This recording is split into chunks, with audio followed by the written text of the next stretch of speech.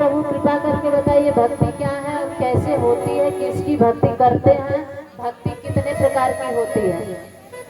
एक साथ में ढेरों सवाल है और इसका जवाब सुनिए, बहुत सुंदर हम आप सबके लिए है। एक साथ में कितने प्रश्न करते हैं, भक्ति क्या होती है, भक्ति कैसी होती है, भक्ति कैसे करते हैं, भक्ति किसकी करते हैं और भक्ति कितने प्रकार की होती है। यहाँ की माताएं तो बहनों बहुत बड़ी भक्त है। भक्ति तो एक वो भी है जो एक अगर ईंट पर किसी का सिंदूर गिर गया गलती से और उस सिंदूर को गिरते हुए या गिरने के बाद कोई बहन देख ली तो जितनी बहनें गई हैं मंदिर में सारे के सारे अपना सिंदूर वहीं पर, क्योंकि उन्हें पता चल जाएगा कि यहाँ कोई बहन सिंदूर चढ़ाई है, कोई माई जरूर होगी, वो भी भक्ति है। लेकिन यहाँ आपको वो भक्ति बताई जा रही है।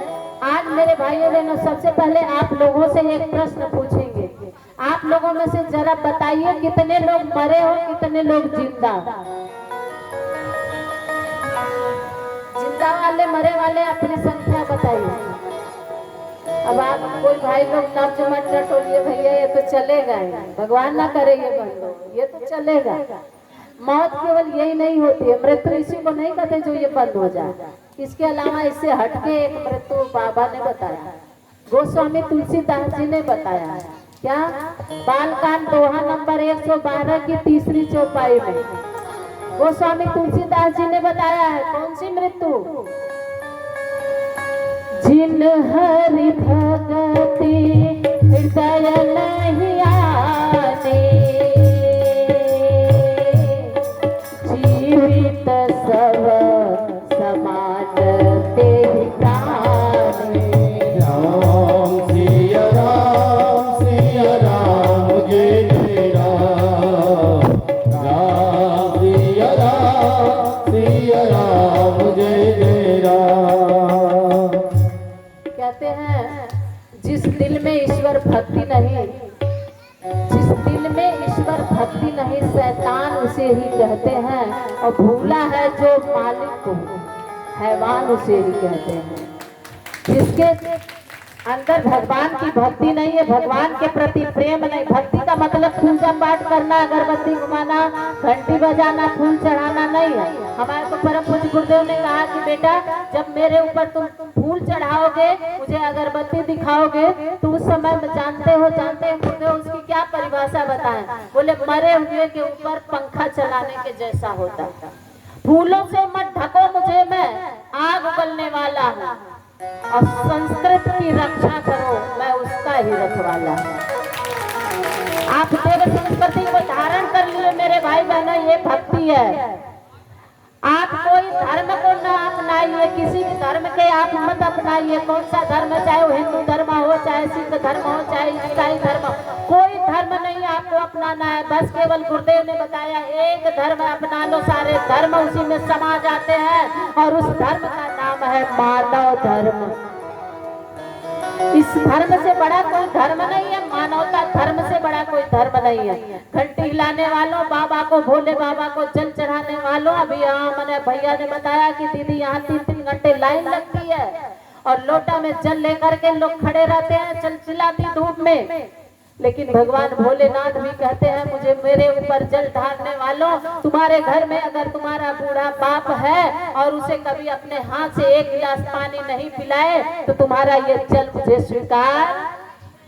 ये मानवता धर्म है, ये भक्ति का स्रोत है। आपके अंदर भक्ति का मतलब संवेदना, भक्ति का मतलब आपके अंदर का जो मानवता है वो जागृत हो, मानव जो हो जागृत हो। भगवान को मानेंगे तब आपके अंदर वो संवेदना जागेगी। जब आपके अंदर संवेदना जगेगी तो जो माँ बाप आपको आज इंसान नजर आ रहे हैं, वही माँ बाप जब संवेदना जगेगी तो आपको भगवान नजर आएंगे, क्योंकि धरती के भगवान अब वही है। इस धरती पर माँ बाप से बड़ा भगवान दूसरा कोई नहीं है। उनसे बढ़कर उनके चरणों में जो तीर्थ है, जो धाम है, जो सुख है, जो शांति है, वो और कहीं नहीं आपको मिलेगा। तो भक्ति क्या है उसको उन्होंने बताया कितने प्रकार की भक्ति। सबसे पहले तो उन्होंने बताया कि देखो भक्ति क्या है, इसका उत्तर यह है कि भक्ति है लोहा और व्यक्ति है, भक्ति है पारस और व्यक्ति है लोहा। अब जब भक्ति लोहा और पारस का जब स्पर्श होता है तब क्या होता है, लोहा क्या बन जाता है, जोर से, सोना बन जाता है। भक्ति क्या है, पारस, व्यक्ति का है लोहा। लोहा अर्थात व्यक्ति और भक्ति जब दोनों का मिलन होता है तब ये व्यक्ति सोना बन जाता है। सोना का मतलब वही सोना नहीं जो आप गहना पहनते हो, सोना का मतलब कि स्वर्ण के जैसा मूल्यवान आपका जीवन हो जाता है। सोना कीचड़ में भी अगर गिर जाए तो भी वो उसका मूल्य खराब नहीं होता है। आपके जीवन में मनुष्य स्वर्ण तब बन जाओगे जब लाख विपत्तियां आ जाए। महाराणा प्रताप की तरह से घास की रोटी खाकर भी उन्होंने संधि नहीं किया, दुश्मन से शत्रु से संधि नहीं किया, घास की रोटी खा करके उस परिस्थिति में भी अपने मूल्य को उन्होंने समझा।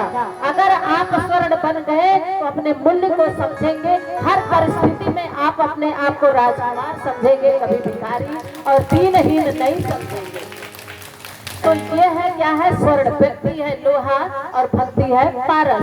दोनों का मिलन होना ही चाहिए, नहीं होगा भक्ति आपके जीवन में पारस रूपी नहीं आएगी तब जानते हैं क्या होगा, तब आप लोहा ही रह जाएंगे। और लोहों की जानते हैं क्या होता है, लोहा की तो वो हाल होती है मेरे भाइयों बहनों कि वो पिटता है, जलता है, पिटता है और जलने के पिटने के बाद तवा बनता है, कढ़ाई बनता है और वो जीवन भर तवा और कढ़ाई जलता ही रहता है। लौह खंड अगर हमारा जीवन है तो हम कभी भगवान के सिरमौर नहीं बन पाएंगे। सिरमौर बनना है तो हमें स्वर्ण जैसा जीवन बनाना है। कैसे बनेगा, भक्ति रूपी पारस को स्पर्श करके। तो उन्होंने बताया कि ये है भक्ति। और दूसरा प्रश्न उन्होंने क्या पूछा था, किसी को याद है तो बताइए।